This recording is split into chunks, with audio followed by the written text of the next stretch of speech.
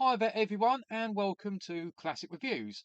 Today I will be reviewing an album by my favourite band Kiss, and the album is called Sonic Boom. The Sonic Boom album was released in October 2009, just weeks after Ace Frehley released Anomaly. At this point Kiss hadn't released a studio album of new material since Psycho Circus in 1998. And Ace Frehley at this point hadn't released an album of new music since the album Trouble Walking in 1989.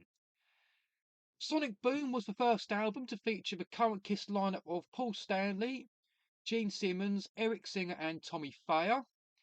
And now I just want to mention that the current lineup of Kiss have been together for about 20 years now.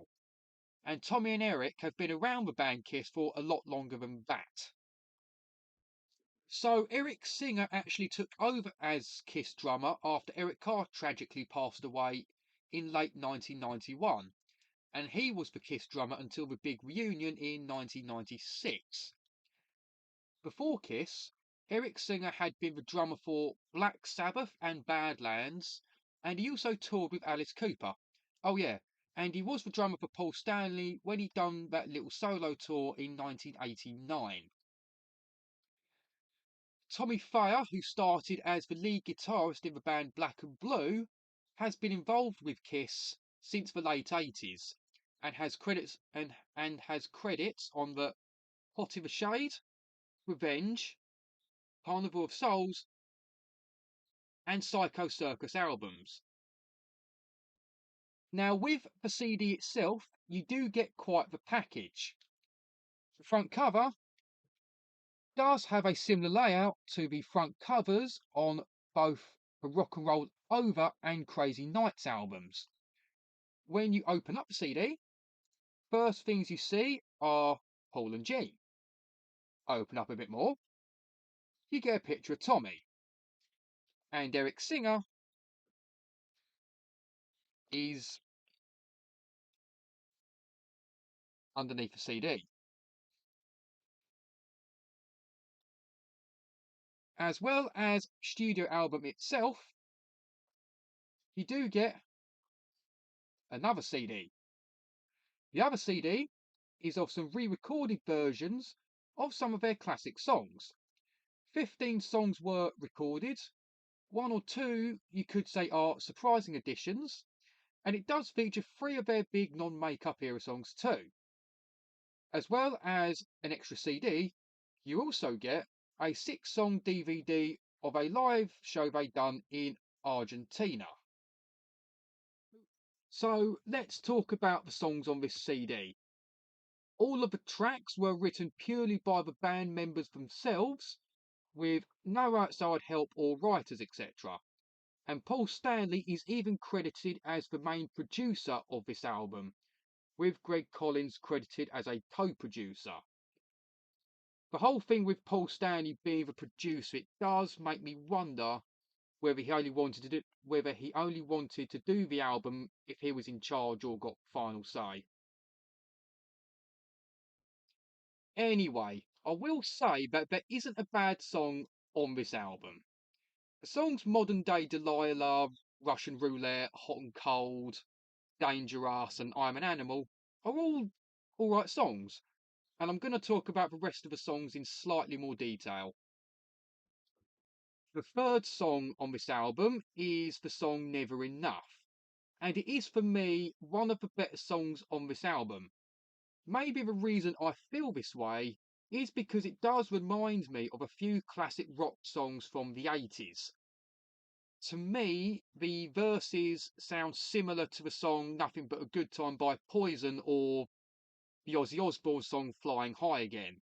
And the chorus sounds like the Whitesnake song Slide It In. The fourth song off the album is called Yes or No, Nobody's Perfect. Like the songs I first mentioned from this CD, it's an alright song. And this song actually dates back to when Kiss were making the Asylum album in 1985. There is a demo that you can find on YouTube called Nobody's Perfect. The lyrics are a bit different, but the chorus is pretty much the same.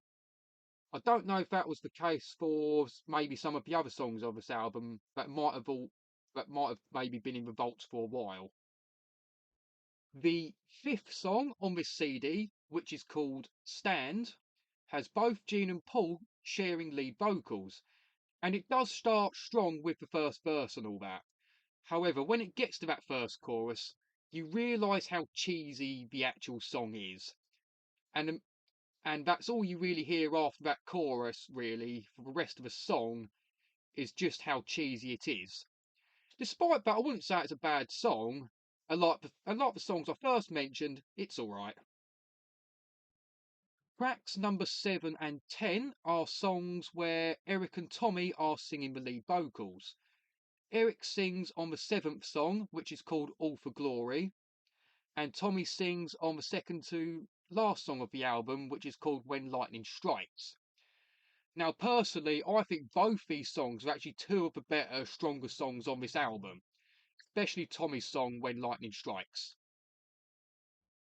The last song of the album is called Say Yeah. I like the song Never Enough. It's one of the better songs on the album, and it is the song off this album that has been performed live the most. So overall, like I said, this isn't a bad album, and some songs are better than others. And maybe Eric and Tommy could have played more like themselves rather than playing a lot like Ace and Peter. But I suppose in their defence of that, that might have been what Gene and Paul, or more Paul, wanted, I guess.